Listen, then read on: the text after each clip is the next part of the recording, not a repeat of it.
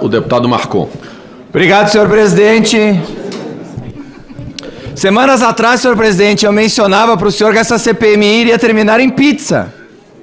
Lembra disso, senhor presidente? Ia terminar em pizza. O senhor se ofendeu comigo e respondeu. E hoje o senhor vem na mesma toada porque o senhor deu uma entrevista dizendo que a gente está brincando de fazer uma CPMI. Eu quero lhe dizer que a pizzaiola está sentada ao seu lado. Ela foi colocada ali justamente para fazer um relatório enviesado.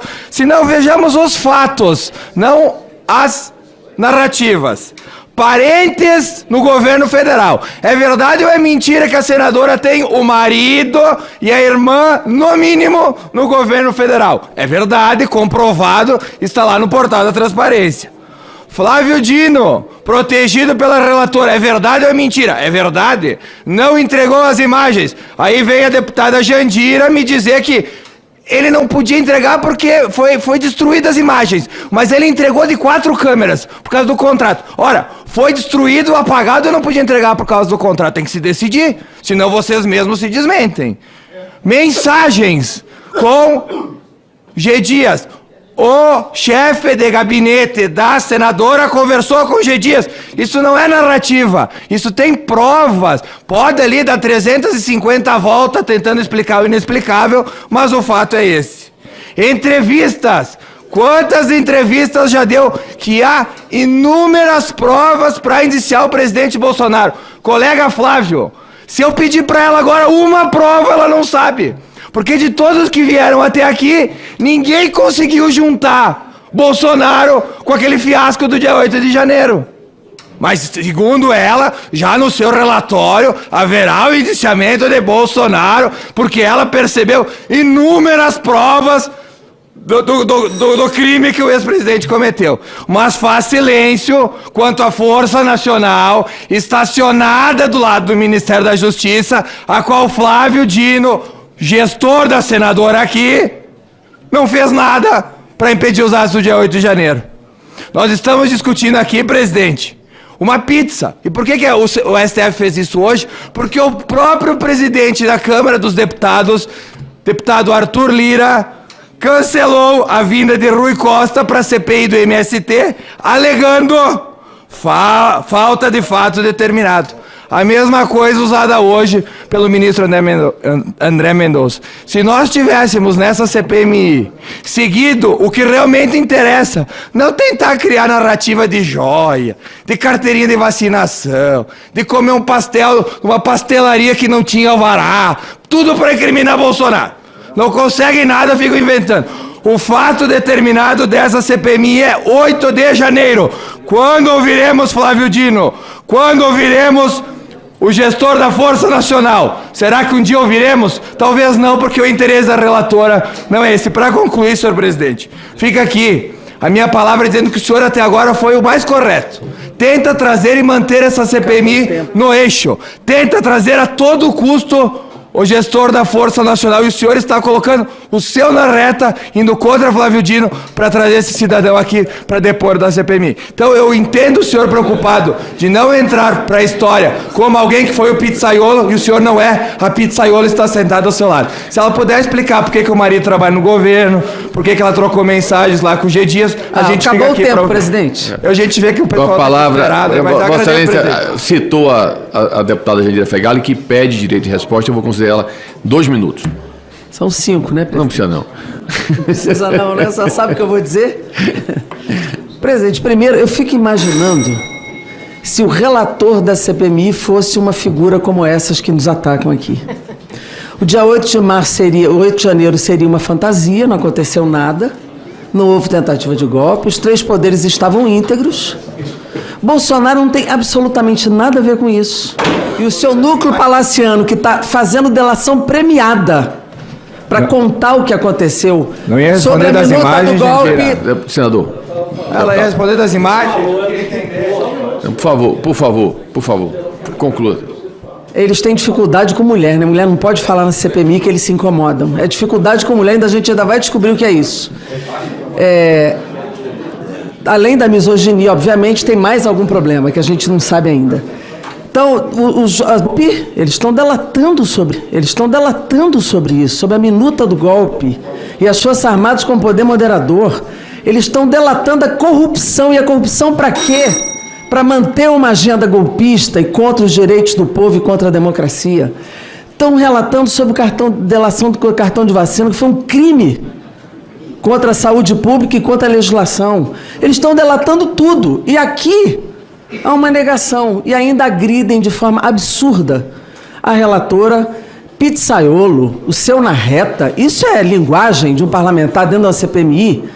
Isso é uma indignidade, se esvazia, fragiliza, agride a CPMI. É bom que preste atenção, porque esse desespero vai aumentar. Porque está tudo aparecendo. E aí o desespero deles só vai aumentar. Muito obrigado, deputada. Com a palavra, o próximo orador inscrito, deputado Ramagem. Muito obrigado, senhor presidente. De fato, todos nós temos que ser rigorosamente combativos contra qualquer invasão de nossas atribuições, invasão de poder, usurpação das competências do Legislativo. Agora, não se pode reclamar quando há erro trazido por essa casa. Com toda a razão, o que nós estamos vendo é uma confusão entre testemunhas e investigados. E esse precedente, senhor presidente, não se iniciou agora com o ministro Cássio ou o ministro André Mendonça. Esse precedente foi cunhado antes. Ministro Gilmar Mendes, na DPF 444. O STF firmou o entendimento no sentido de que a condução coercitiva de investigados não é compatível com a Constituição Federal. É esse o fundamento de não estar se trazendo investigados. Da mesma forma, a prerrogativa constitucional contra a autoincriminação impede o órgão competente, a CPI, na espécie, de impor ao investigado o dever de comparecimento para efeito de sua inquirição, ministro Celso de Mello.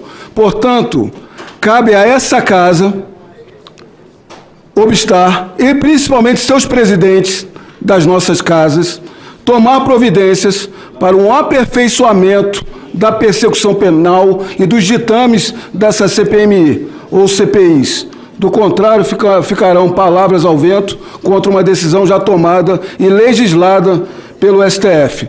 Da mesma forma, essa CPMI tem fugido completamente do fato determinado que está contido no artigo 58, parágrafo 3º da Constituição Federal. É uma dificuldade tremenda de se trazer aqui o comandante da Força Nacional. Se colocar para discussão de plenário, é ter a certeza que ele não virá, enquanto que o senhor Osmar Crivolatti nada tem a ver com 8 de janeiro. Sua vinda aqui é apenas por uma vinculação ao presidente Jair Bolsonaro. O presidente Jair Bolsonaro esteve no poder por 4 anos. Após não sair vitorioso no pleito eleitoral, esteve ainda 2 meses, até o final do ano. Quais foram seus atos governamentais contra uma ruptura, contra as instituições, contra a democracia, contra a Constituição? Nenhum. Pelo contrário, o presidente Bolsonaro se reuniu com o STF, a entrevista de ministros do STF dizendo que ele declarou a derrota, promoveu a transição legal de governo com seus ministros, e 2 dias antes da posse do novo presidente, ele deixou Brasília, não apenas deixou Brasília, mas deixou o Brasil, foi para o exterior, demonstrando não ter vínculo nenhum com a virada do governo. Qual é a lógica? Não há lógica alguma de se vincular o presidente Bolsonaro ao 8 de janeiro. Quer dizer que ele daria um golpe depois de estar 4 anos no poder? Não há lógica, não há nexo e não há qualquer suporte probatório.